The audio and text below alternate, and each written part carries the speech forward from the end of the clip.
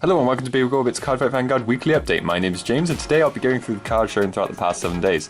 Starting off with the new Grade 4 for Royal Paladin with Arcsaver Dragon. It has continuous Vanguard Circle hand if you have a total of 3 or more types of cards with Blaster in their card names, and on Vanguard Circle and Drop Zone, this card gets -1 grade. By types, it does mean they all have to have different names, but that's going to be easier with the new support we'll see in this set. And it means you can ride this on top of a Grade 2 and have a nice defensive base power. His second ability is Auto Vanguard Circle when placed, cost Counterblast 3 and Soul Blast 3. Search for up to 1 card with Blaster in its card name each from your deck, Drop Zone, Soul and Damage Zone to a total of 3 or less cards. Call into Rearguard Circle and shuffle your deck. That is a big cost, but calling up to 3 units is going to put you in a good advantage, especially as you can call from your damage zone, essentially healing a damage, but you can only do it once from each of the zones. And Drop Zone means you can freely guard with something or bring something out after it's been soul blasted. An all around very nice card, though this being a triple R, we still haven't seen the VR for the clan, which will be Messianic Lord Blaster, who may end up also being a Grade 4. Blaster Arrow is a double R Grade 2 with continuous Rearguard Circle. If you have 6 types of units with Blaster in their card names, they cannot be chosen by your opponent's effects. That does mean your whole field will need to be blasters, but with things like Arcsaver Dragon, that should be a lot easier. And suddenly Kagro is shut off from its retire skills. The second ability is Auto Rearguard Circle when placed. If you have 3 or more types of units with Blaster in their card names, cost discard a card from your hand, search your deck for up to 1 Arcsaver Dragon, reveal it, put it into your hand, and shuffle your deck. This means Blaster Arrow is extremely flexible. You can call her on Rearguard Circle turn 2, intercept with her, and she'll be in the drop zone for Arcsaver Dragon to get closer to becoming a Grade 3. We also see one of the IMRs with Blaster Arrow being Corin.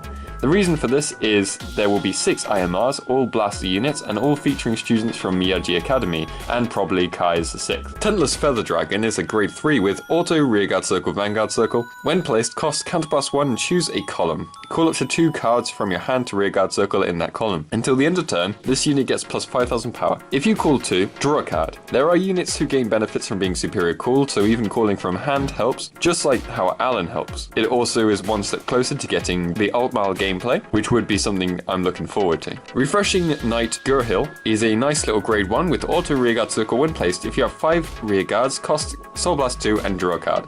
It is a bit expensive, but you essentially get him with no cost from hand, or you can use him with Tentless Feather Dragon that will allow you to call 2 and draw 2. The long-awaited Screaming and Dance and Announcer Shout is back as a 6k Grade 1 for Nova Grappler, and has Act Rearguard Circle cost rest this unit. You and your opponent reveal the top card of his or her decks. If they have different grades, the fighter who revealed the greatest grade draws a card, and the fighter who revealed the lowest grade soul charges one.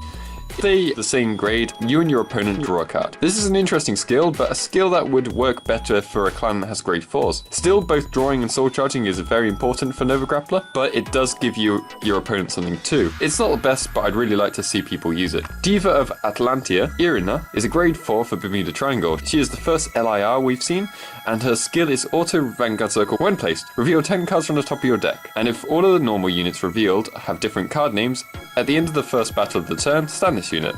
Shuffle your deck. This works pretty well with the VRs, as you'll probably want to run as many as possible, meaning you'll likely run less of each, allowing for this skill to go off more likely, though I'm not sure what to think about this card just yet, as a luck-based restander doesn't sound too great. Mischievous Overload, Schiller, is a Grade 2 with Continuous Rearguard Circle. If your hand has 5 or more cards, this unit gets plus 10,000 power, an interestingly OTT-like skill, but we've seen a theme for Bermuda Triangle Grade 2s mostly just being beat sticks, so this works very well for it as it's free and quite a big boost. Fluffy Wonder Prune is a double R Grade 1 with Auto Rearguard Circle. When your deck is shuffled by your card ability, this unit gets plus 5000 power until the end of the turn. This staying on the back row and getting a frequent power boost is very nice. Not that cards shuffle the deck so far though for Bermuda Triangle, but even if you only get this going once a turn, that is still a nice bonus. We also have 2 promos this week, the first one being Burning Horn Dragon for Kagero.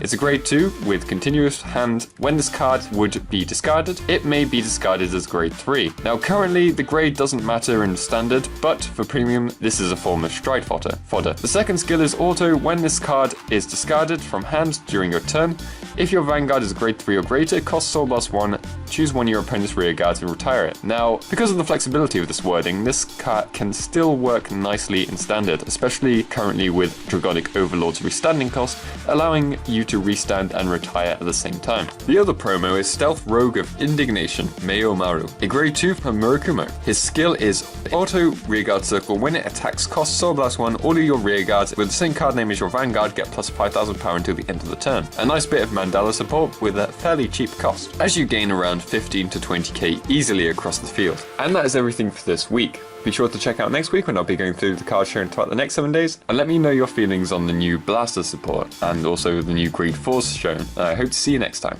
Bye!